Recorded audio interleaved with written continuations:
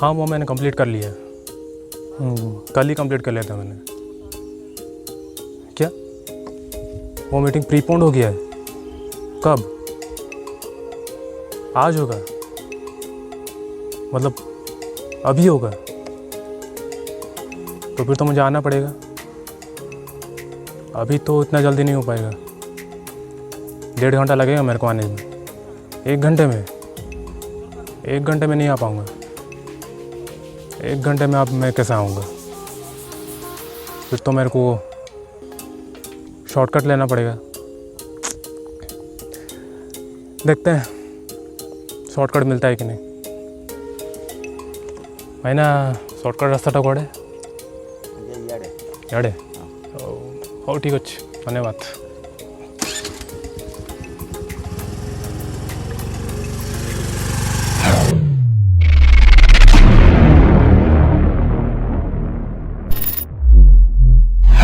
मेहनत। आजकल के जीवन में मेहनत हर कोई करता है।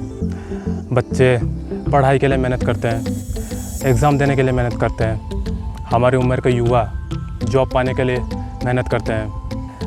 मैं वीडियो बनाने के लिए मेहनत करता हूँ, जैसे अभी कर रहा हूँ। खैर, सबके जीवन में मेहनत अलग अलग मायने रखता है। लेकिन इन सब के बीच आपने अक्सर सुना होगा अपने पेरेंट्स से या फिर अपने कोई भी गार्डियन से कि ज़िंदगी में हमेशा मेहनत करते रहो, शॉर्टकट कभी मत लेना, है कि नहीं? मान लो आप स्कूल जा रहे हो और आप स्कूल के लिए लेट हो रहे हो, तो सबसे पहले बात आपके मन में क्या आएगी? शॉर्टकट लिया जाए। मान लो आप ऑफ़िस जा रहे हो और आप ऑफ़िस के लिए लेट हो रहे हो, आपको एक मीटिंग अटेंड करना है, तो सबसे पहले बात आपके मन में क्या आएगी? शॉर्टकट लेते हैं, है कि नहीं? इसी शॉर्टकट के आधार पे हम आपके सामने एक ऐसा वीडियो लेके आ रहे हैं जिसमें हम आपको एक ऐसा रास्ता दिखाएंगे जो दामनजोड़ी और कोरापुट के बीच के डिस्टेंस को कुछ मात्रा में कम कर देती है और हमारे जीवन के मूल्यवान समय को भी बचाने में हमारी मदद करती है। आप में से बहुत कम लोग ही इस रास्ते से परिचित होंगे, ख़ास करके वो लोग जो इस रास्ते में बचपन से ही ट्रैवल करते रहते हैं, सीनिक व्यूज़ का आनंद लेते हुए। खैर, जो लोग इस रास्ते से परिचित हैं और जो लोग इस रास्ते से परिचित नहीं भी हैं, उन सब के लिए ये छोटा सा प्रेजेंटेशन मेरी तरफ से स्वीकार कीजिए।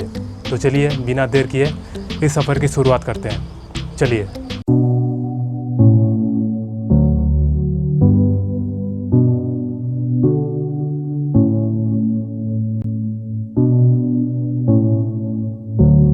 अभी जो आप मेरे पीछे एक गेट देख रहे हो, वही एक्चुअली वो गेट है जहाँ से इस शॉर्टकट रोड की शुरुआत होती है, जिसे हम इंटेक रोड कहते हैं। तो चलिए आगे चलते हैं और इस इंटेक रोड के जो जो दृश्य हैं आपको दिखाते हैं। चलिए।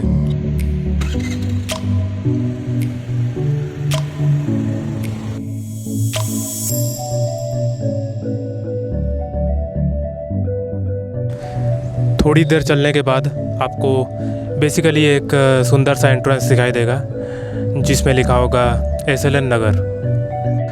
वो रास्ता बेसिकली एक कॉलोनी की ओर जाता है। उस रास्ते के बारे में हम फिर कभी चर्चा करेंगे किसी और वीडियो में। फ़िलहाल के लिए आगे चलते हैं।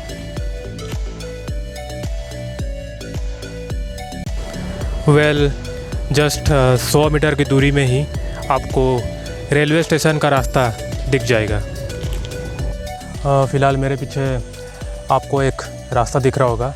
वो रास्ता बेसिकली रेलवे स्टेशन की ओर जाता है। वैसे यहाँ पे कुछ बोर्ड वोर्ड नहीं लगा है, इसलिए लोग जनरली कंफ्यूज हो जाते हैं कि रेलवे स्टेशन का रास्ता कौन सा है। और जो लोग नए नए आते हैं यहाँ पे, मैं ये बेसिकली उनके लिए कह रहा हूँ। वैसे अगर आपको रेलवे स्टेशन का रास्ता पहचानना है तो आप देखिएगा रास्ते के बिल्कुल सामने ही एक बोर्ड लगा होगा जिसमें लिखा होगा वेलकम टू दामनजोड़ी। बस इसे पहचान लीजिए और फिर आप कभी कंफ्यूज नहीं होंगे रेलवे स्टेशन के रूट को लेके। अब आगे चलते हैं।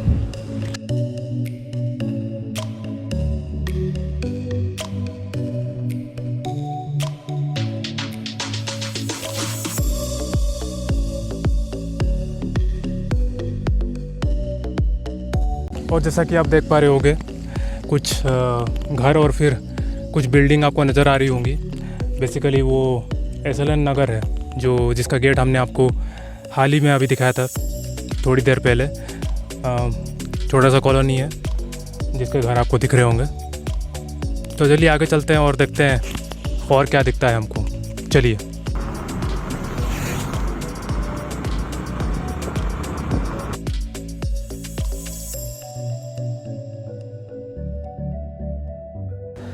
रास्ते के बगल में आपको छोटे मोटे दुकान भी दिख जाएंगे, जो बेसिकली यहाँ के छोटे छोटे गांव को राशन प्रोवाइड करने का काम करती है।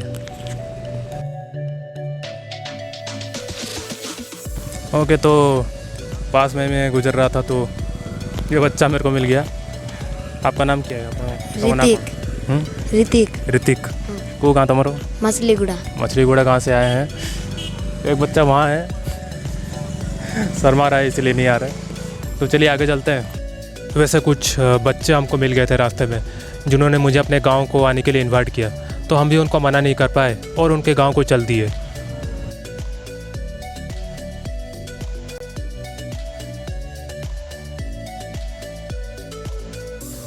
वैसे वहाँ पे कुछ पार्टी का आयोजन हो रहा था। मुझे तो आइडिया नहीं कि कौन सा पार्टी था, लेकिन प्रिपरेशन काफ़ी ज़ोरों शोरों से चल रही थी। और जैसा कि आप देख सकते हैं, मैं अभी मछलीगुड़ा गांव के अंदर हूँ। मेरे साथ गांव के सब बच्चे लोग हैं। तो आप लोग का नाम क्या है? चंद्रशेखर। हाँ। तुम्हारो? विकास नायक। तुम्हारो? शंकर। तुम्हारो? कृष्णा। सब बच्चे लोग हैं यहाँ पे कुछ कौन भोजी भोजी चलती ना मुझे कौन पाई बर्थडे ना कि ना फुटबॉल टीम मैच जितले से मैं जितले। तो जैसा कि आप देख सकते हैं, यहाँ पे कुछ पार्टी वार्टी का आयोजन हो रहा है। ये लोग सब फुटबॉल खेलते हैं, तो मैच जीतने की वजह से ये लोग पार्टी कर रहे हैं। यहाँ पे डांस वांस भी होगा। हाँ, रात को होगा। रात को होगा। ओके, थैंक यू बच्चे लोग।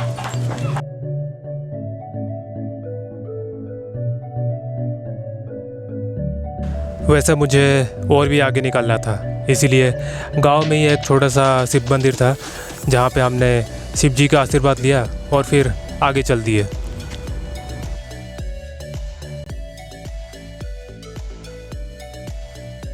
वैसे पीछे आप कुछ वाइट कलर का कंटेनर्स देख पा रहे होंगे। बेसिकली वो एल्यूमिनियम कंटेनर्स है। एल्यूमिनियम यहाँ पे नालकों में रिफाइन होके अनगुल छंड किया जाता है। ये सब ट्रेन में लाद के अनगुल छंड किया जाता है फर्दर प्रोडक्टिविटी के लिए। बगल में ही आपको रेलवे लाइन दिखेगी, जहाँ से पैसेंजर ट्रेन भी जाती है और गुड्स ट्रेन भी जाती है। तो रास्ते में जाते वक्त आप ट्रेन का भी मज़ा ले सकते हैं।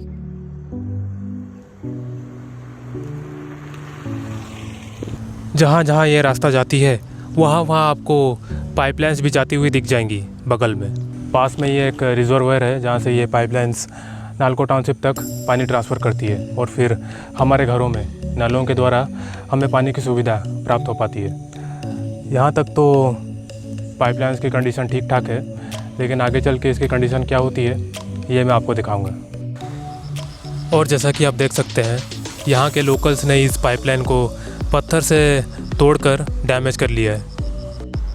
बेसिकली थोड़ा सा गलत लगता है, लेकिन उनके पॉइंट ऑफ व्यू से ये सही है, क्योंकि उनको यहाँ से ही इसी तरह पानी प्राप्त हो पाता है अपने खेत में फसल उगाने के लिए। कुछ कह भी नहीं सकते कौन गलत है और कौन सही, और क्या गलत है और क्या सही। Let's move on.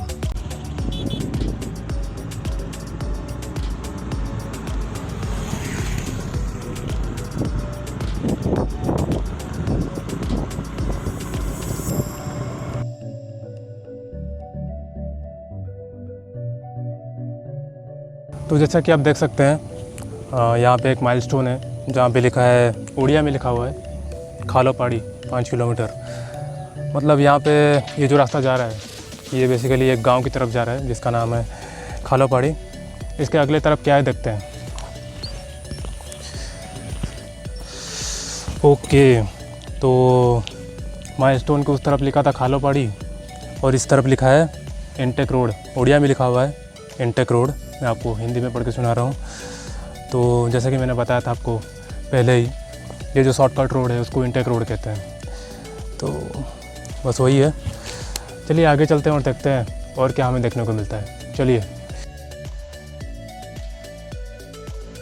Power transmission lines आपको यहाँ गुजरती हुई दिखेंगी रास्ते भर, और साथ में नेचर की भी भरमार है।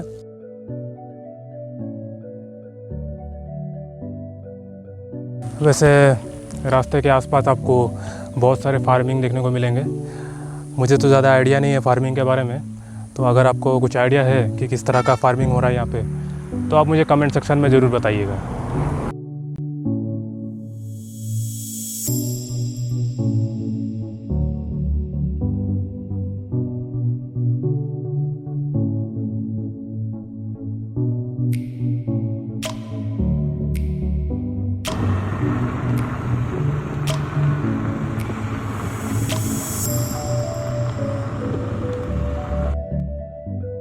थोड़ी देर चलने के बाद आपको राइट साइड में एक ऑफ रोड दिखेगा, जो बेसिकली एक रिजर्वोयर की ओर जाता है।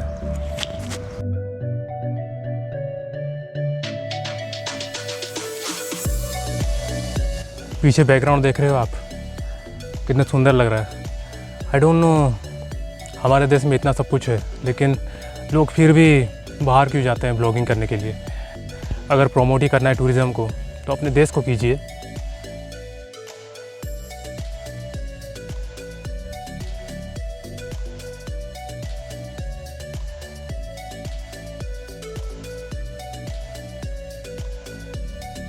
थोड़ा सा अगर इस जगह को ध्यान दिया जाए और डेवलप किया जाए, तो ये एक टूरिस्ट स्पॉट बनने का पोटेंशियल रखती है।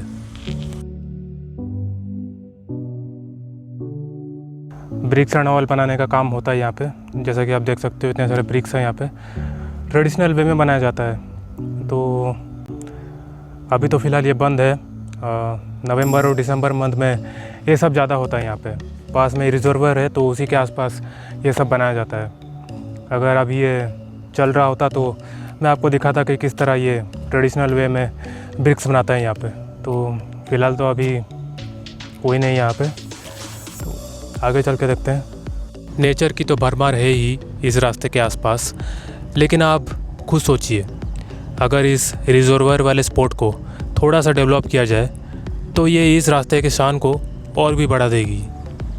पीछे आपको कुछ पाइपलाइन जैसा स्ट्रक्चर दिख रहा होगा। बेसिकली वहाँ से ही पानी को पाइपलाइन में ट्रांसफ़र किया जाता है। तो अंदर तो हमको अलाउ नहीं होगा, तो दूर से ही उसको वीडियो बना पाएंगे हम। बस उतना ही।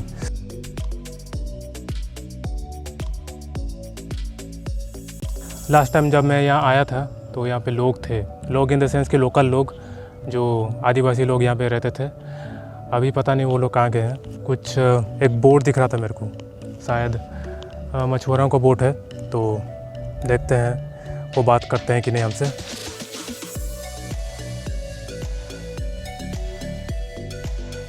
और ये रहा मछुआरों का बोट।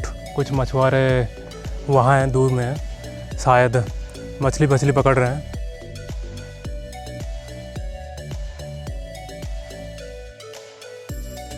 मछुआरे लोग थोड़ा दूर निकल गए थे उस टाइम, इसलिए मुझे वापस लौटना पड़ा।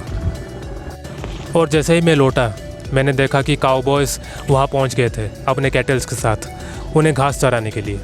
काउबॉयज़ के पास मैंने जाने की कोशिश की, तो उन्होंने मुझे प्राइवेसी रीज़न के वजह से अपना चेहरा दिखाने से मना किया, और मैंने भी उनसे ज़्यादा रिक्वेस्ट नहीं की और उनकी बात को इज्जत दी। ये हैं काउबॉय नंबर 1 और ये हैं काउबॉय नंबर 2, जो शर्मा के भी भाग रहे हैं।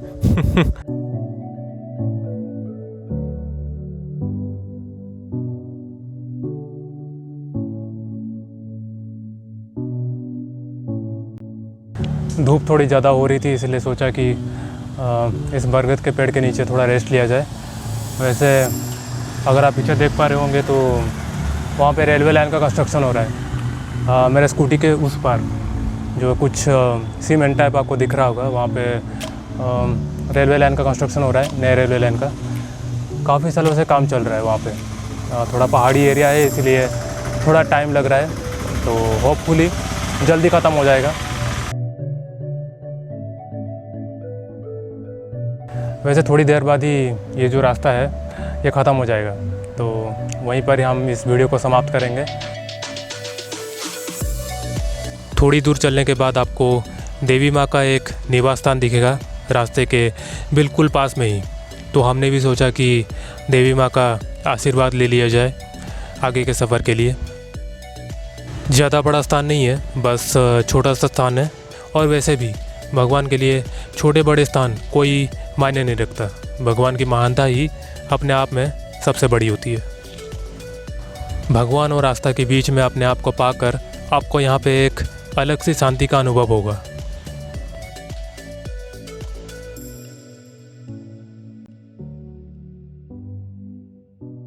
तो ये बेसिकली इस रोड का लास्ट पार्ट है।